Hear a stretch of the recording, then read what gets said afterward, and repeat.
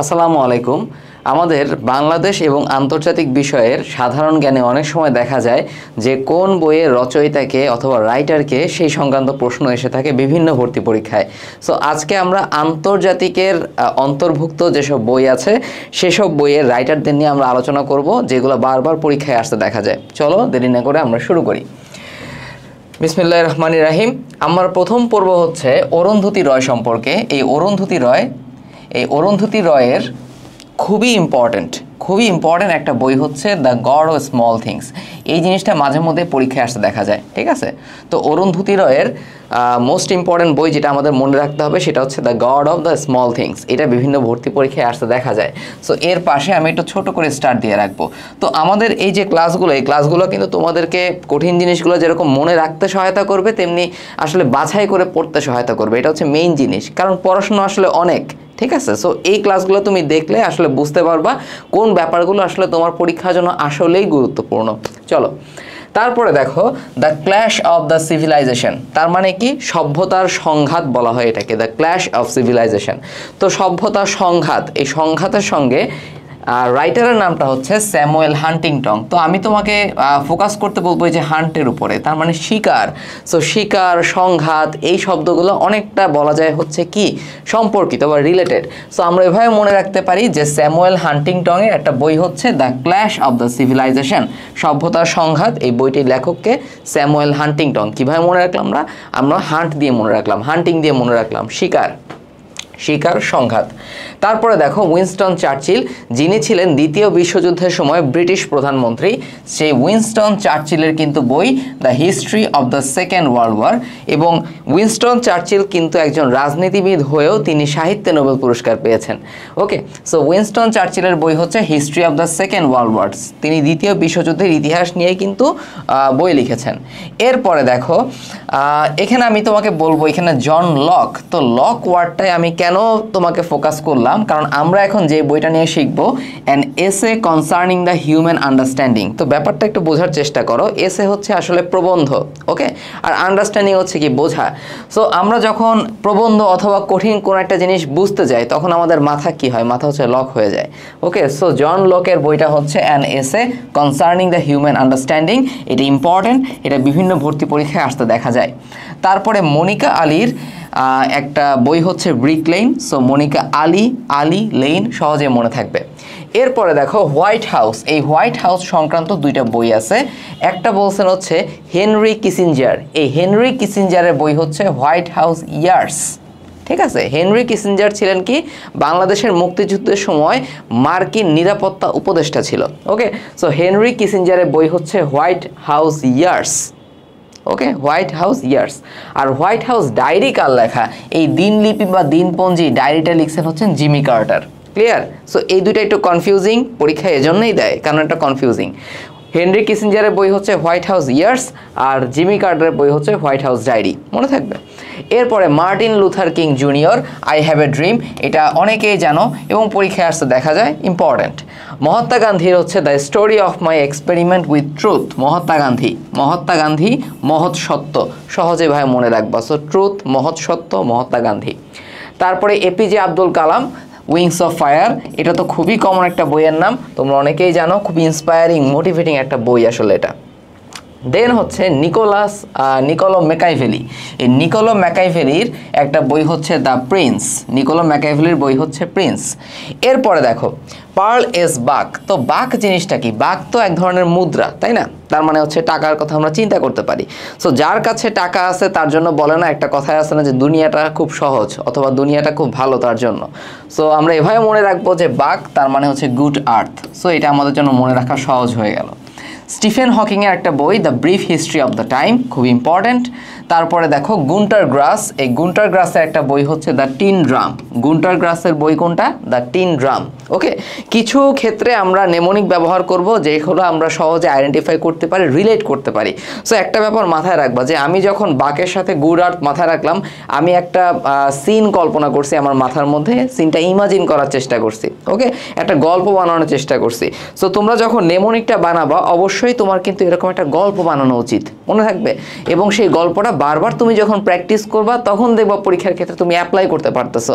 So বইয়ের মধ্যে খুব সহজে হচ্ছে মার্ক করে কিভাবে রাখবো, তুমি বাকের সাথে গুড়ের একটা কানেকশন দিয়ে রাখবা, তাহলে তোমার মাথায় এটা ক্লিক করবে যেভাবে তুমি মনে রাখছিলা। ওকে, তারপরে দেখো থমাস হোবসের লেভিয়াথান। তো লেভিয়াথানের মধ্যে আমরা লেভিয়েশনের কথা চিন্তা করতে, লেভিটেশনের কথা চিন্তা করতে পারি, মানে ভেসে থাকার ব্যাপার স্যাপার, লেভিটেশন। সো কারো হবি যদি হয় লেভিটেশন, লেভিয়াথান, সহজে আমরা এটা মনে রাখতে পারি, হবি দিয়ে আমরা মনে রাখবো। থমাস হবসের একটা বই হচ্ছে লেভিয়াথান, আমরা মনে রাখলাম হবিটা কি, লেভিটেশন। ওকে, তারপরে অ্যাডাম স্মিথ। এই অ্যাডাম স্মিথকে বলা হয়ে থাকে কি, অর্থনীতির শাস্ত্রের জনক বলা যেতে পারে অ্যাডাম স্মিথকে। সো অ্যাডাম স্মিথের বই হচ্ছে দ্য ওয়েলথ অফ নেশনস, টাকা পয়সা সম্পদ এগুলো নিয়েই তিনি বইটা রচনা করছেন। তারপরে মাওলানা আবুল কালাম আজাদের বই হচ্ছে ইন্ডিয়া উইন্স ফ্রিডম, খুব ইম্পর্টেন্ট, এটা মাঝে মধ্যে পরীক্ষায় আসতে দেখা যায়। মাওলানা আবুল কালাম আজাদের বই ইন্ডিয়া উইন্স ফ্রিডম। দেন হচ্ছে চার্লস ডিকেন্সের a tale of two cities. ওরে বাপরে, এটা বারবার পরীক্ষায়, বিশেষ করে বিসিএস পরীক্ষার প্রশ্ন যখন তোমরা সলভ করবা তখন দেখবা ঘুরে ফিরে এই বইগুলোই পরীক্ষার ক্ষেত্রে আসে। ওকে, এবং বিসিএস পরীক্ষার প্রশ্নগুলাই কিন্তু আমাদের এডমিশন পরীক্ষাগুলোর জন্য খুবই গুরুত্বপূর্ণ। তারপরে দেখো অ্যাডলফ হিটলারের হচ্ছে মেইন ক্যাম্প, ঠিক আছে। ওকে, অ্যাডলফ হিটলার হচ্ছে মেইন ক্যাম্প, আত্মজীবনী মনে রাখতে হবে আমাদের। তারপরে হচ্ছে আর্নেস্তো চে গুয়েভারা। আর্নেস্তো চে গুয়েভারা বই হচ্ছে গেরিলা ওয়ারফেয়ার, ঠিক আছে। আর্নেস্তো চে গুয়েভারা বই কোনটা, গেরিলা ওয়ারফেয়ার। ওকে, আর্নেস্তো চে গুয়েভারার বই হচ্ছে কোনটা, গেরিলা ওয়ারফেয়ার। তারপরে দেখো গুনার মিরডাল। এই গুনার মিরডালের বই হচ্ছে the Asian drama. So drama Myrdal, তো এটা আমি কিভাবে মনে রাখি জানো, যে মিরডাল এটা পড়তে গেলে অনেকটা মাইরের মতো মনে হয়, MYR, মাইর, ঠিক আছে। সো ড্রামার মধ্যে কত কিছু থাকে, মাইর থাকে, রোমান্স থাকে, সব কিছু থাকে। সো মাইরডাল তার মানে হচ্ছে তা Asian drama.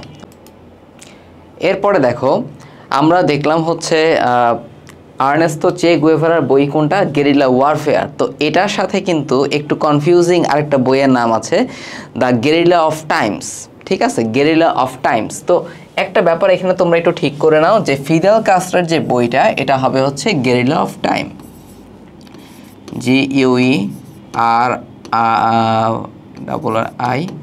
Guerrilla of time, ঠিক আছে। এটা হচ্ছে ফিদেল কাস্ট্রোর বই, এটা একটু ঠিক করে নাও। ওকে, সো ফিদেল কাস্ট্রোর বই হচ্ছে গেরিলা অফ টাইম, আর আমাদের চে গুয়েভারার বইটা হচ্ছে গেরিলা ওয়ারফেয়ার।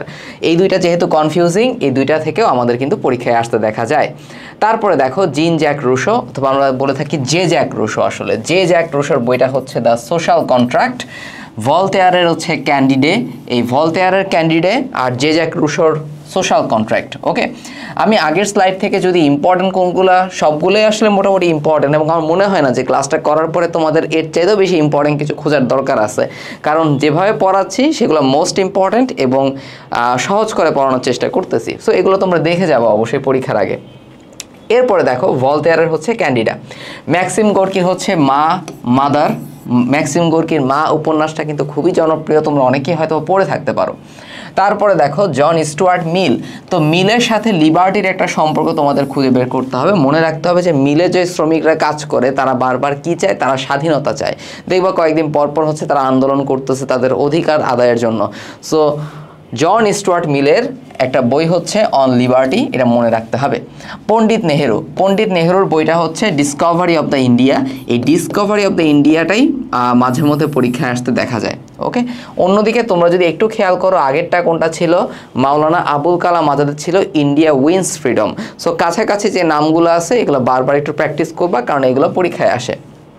ওকে, তারপরে দেখো লিও তলস্তয়ের ওয়ার অ্যান্ড পিস এবং অ্যানা ক্যারানিনা, এটা ইম্পর্টেন্ট। ওয়ার অ্যান্ড পিস, যুদ্ধ এবং শান্তি, লিও তলস্তয়ের, এই বইটার নাম অনেকেই শুনছো, খুবই বিখ্যাত একটা বই এবং হচ্ছে পরীক্ষার জন্য ইম্পর্টেন্ট। দেন সিগমুন্ড ফ্রয়েডের the interpretation of the dream, স্বপ্নের ইন্টারপ্রেট করা, স্বপ্নটা কীরকম, স্বপ্নের মানেটা কি। সিগমুন্ড ফ্রয়েড স্বপ্নতত্ত্ব নিয়ে অনেক কাজ করছে। তারপর হচ্ছে জেকে রাউলিংয়ের হ্যারি পটার। তারপরে Lee Kuan Yew from third world to the first, এটা ইম্পর্টেন্ট। লি কুয়ান ইউ এর বই কোনটা, from third world to the first.